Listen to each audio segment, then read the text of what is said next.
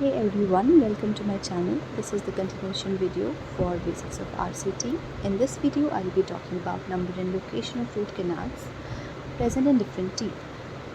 We must know the number and location of root canals for a successful RCT so that we don't miss a canal, because if we miss a canal during the root canal treatment, then it will be a cause of failure of the RCT, because the infection will be still present in that canal. So coming on to the maxillary anterior teeth, that is maxillary incisors and canine.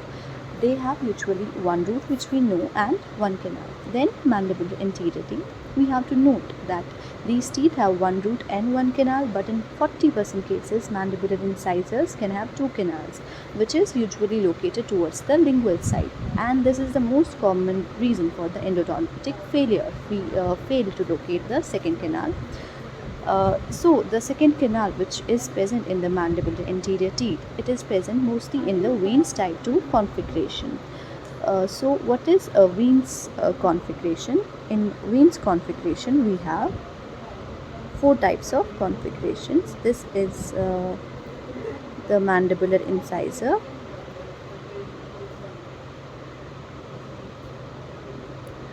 So in type 1 configuration, we have a single canal, so which exits the foramen. Then in type 2 configuration, two canals which unite and exit through the single foramen. In type 3 configuration, we have two canals which exit through the separate foramina. And in type 4 configuration, we have a single canal which then bifurcates into two canals and leaves through the two separate foramina. So Wein's type 1, 2, 3 and 4. So we were talking about the mandibular incisors. They usually have Wein's type 2 configuration, that is, the orifices are different, but then the canals unite and exit through the single foramen. So mandibular canines and incisors can have bifurcated roots also. We know these teeth usually have single root, but they can have bifurcated roots also. So coming on to the premolars, maxillary premolars, which we know, maxillary first premolar, which we know that has two roots. So it has two roots and two canals usually. Then maxillary second premolar, it has one root with one canal or one root with two canals. Then mandibular first premolar, this is enigma to the endodontist. Why so? Because it has one root and one canal. Okay, now this is a usual case, but this is the tooth which is more prone to the perforations because of the 30-degree tilt of the tooth, lingual tilt of the tooth. And also this is a tooth which in which the bifurcations and trifurcations are very common.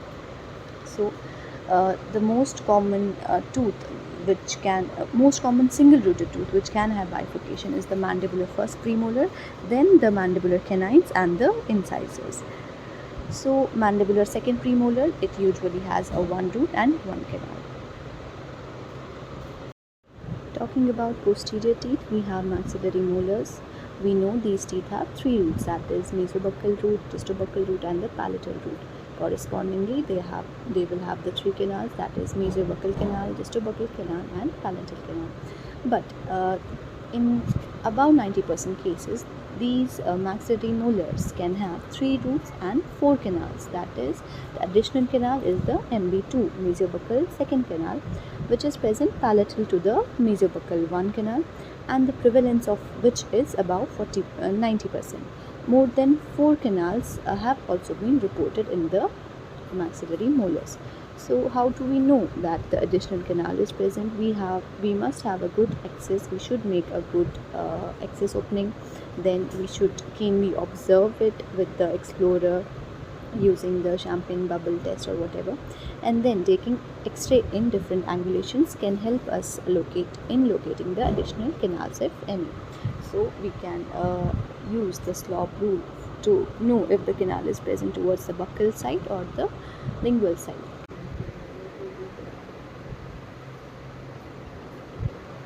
This is the mesobuccal root. This is the palatal and this is the vestibular. They can have 3 roots and 3 canals, or 3 roots and 4 canals, and the additional canal is the MB2, which is present in the mesobuccal root. So this is the distobuccal root, this is the mesobuccal root, and this is the palatal root. Coming to the mandibular molars. Mandibular molars have 2 roots and 3 canals. Usually that is mesiolingual canal, mesiobuccal canal and the distal canal. But they can have additional canal in the distal root, and the prevalence of which is 30%. Mandibular molar. This is the mesial root. This is the distal root. Now, this is the distal canal.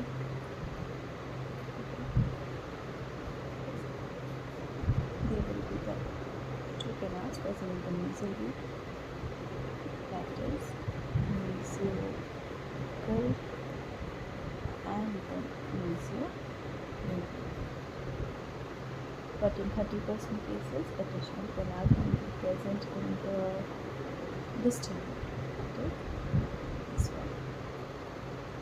If we see the cross section of this,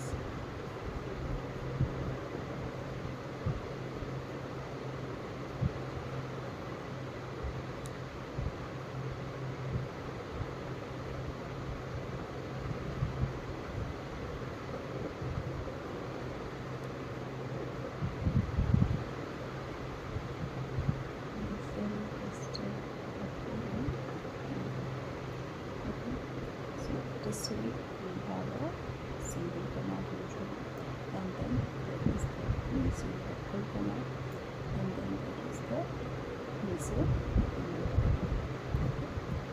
So this was all about the number and location of root canals present in different teeth. In the next video I'll be talking about the steps of RCT, focusing more on the excess cavity preparation, because as they say, excess is success. So stay tuned and do like, share and subscribe. Thank you.